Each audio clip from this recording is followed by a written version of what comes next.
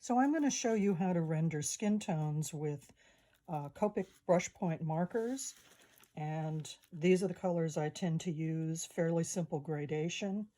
I might add black at the very end, and then I also use Prismacolor black pencil to really accent fine details.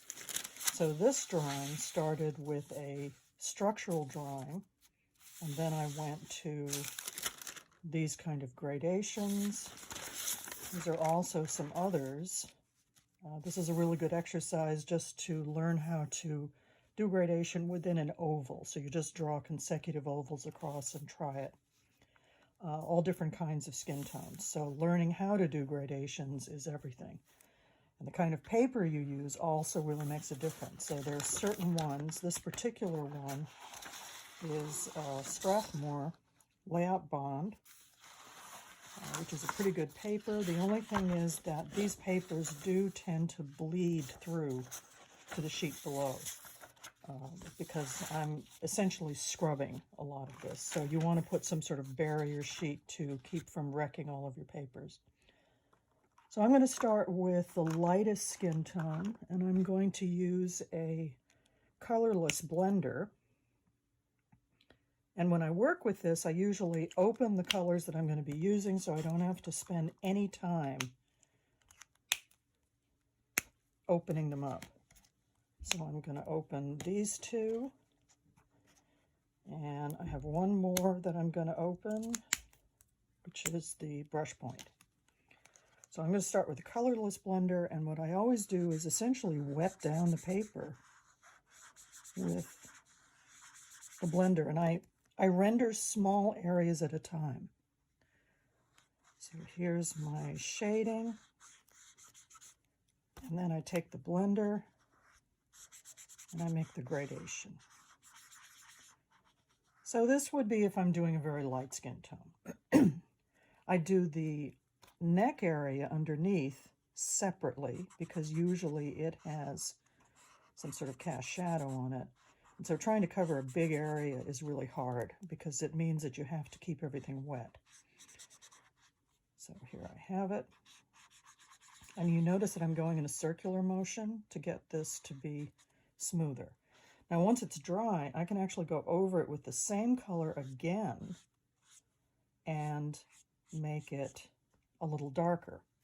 So now I'm just going to fill the whole face with this color and then go one step darker from here. So I'm going to fill this, and I'm going to go to my next one. So I want to make sure that this, where I'm working, is wet. Go to the next one, start a gradation, pick it up, and basically start scrubbing it.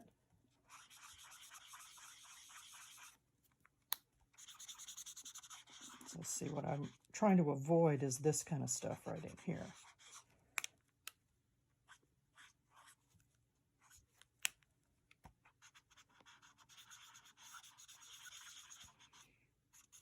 Okay, so now I have a pretty decent gradation that I can actually go over and do some other things with. And if there's a cast shadow underneath, I'm again going to wet it and then do my additional gradation here and kind of work the two together.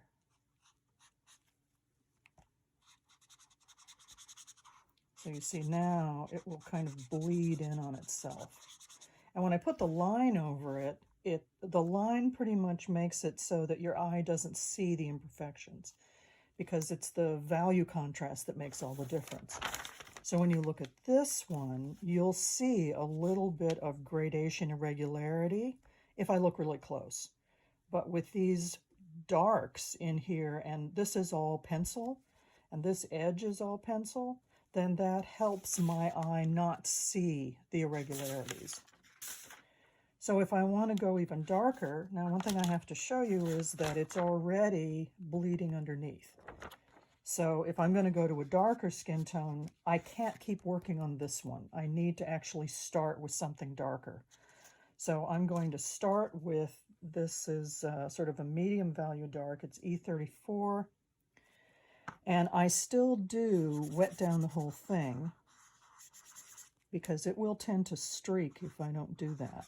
And so I start this way with these circular motions.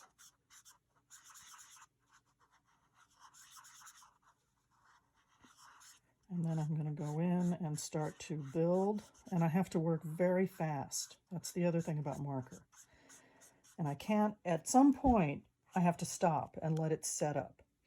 So I'm going to go in while that's setting up and do the neck.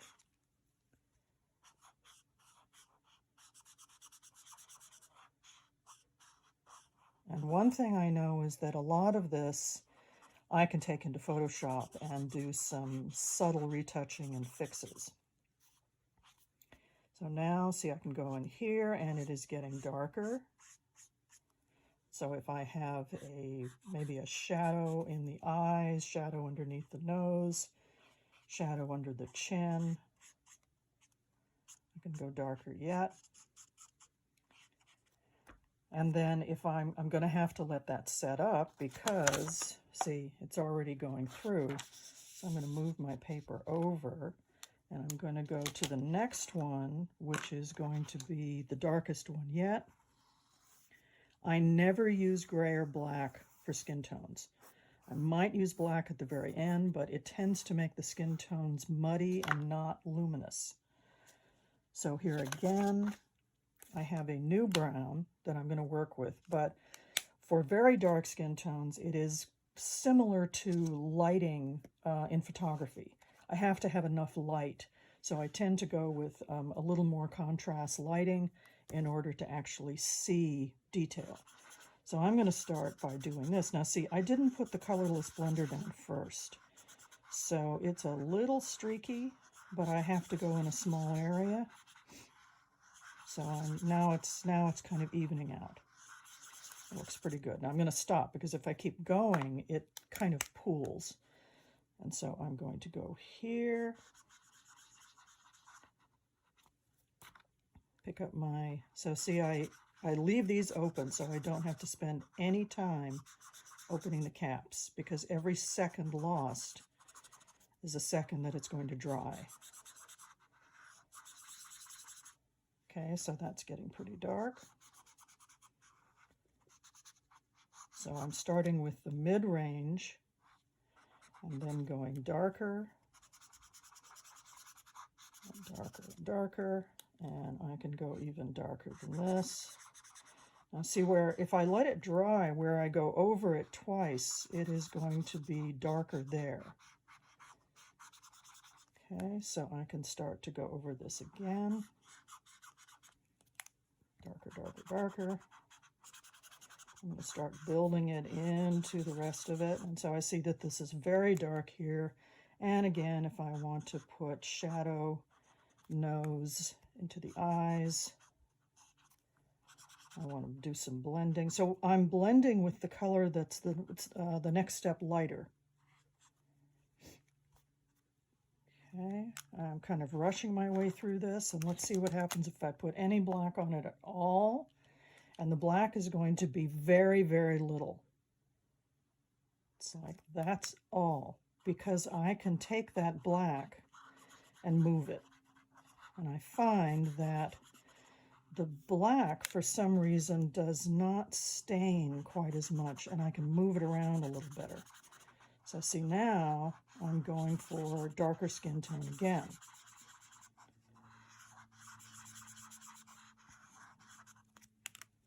And I can go in with blacks a little bit, but it's like only a quarter of the amount of black I'm actually going to use. Because you see, as I blend it around, it goes a long ways. And so I need to have this lighter area over here, because as soon as I start putting pencil detail in there, I'm not going to see any of it. It's only going to be here that I'm going to see it. And so we see underneath, there it is again. It is bleeding through. I got a little bit here, so I probably would want to put down maybe a double sheet if I don't want to wreck 3 or 4 pieces of paper all at the same time. Now the other thing that you want to make sure you do, that if you've been blending, is that you clean off those points before you put them back in the cap. Because see, I have dark on here. I need to get rid of it. And so I'm going to clean that off so that when I go after it again, it is clean. Same thing with the colorless blender. Okay, so the blender, I don't have anything on. The brown, I have some black on it, so I need to clean it off. And then I can put the cap back on, and the black is just black as long as I haven't put any color on it. So that is Copic. These are Copic double-ended brush point on one end and chisel on the other. I rarely use the chisel. I mostly use the brush point because it's softer for blending. The chisel is like this. And I find that I have trouble blending it because it's so streaky. And if I go too long and it's too wet, it will stop working right. So a lot of this is just experience, and the best way to do it is just to do a series of ovals across the paper and practice doing gradations till you understand how it's going to work.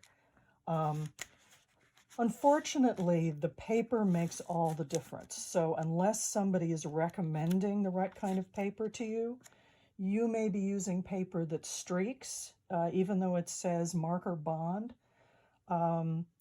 You either try the papers out or you get some recommendations from somebody who uses marker all the time. Okay.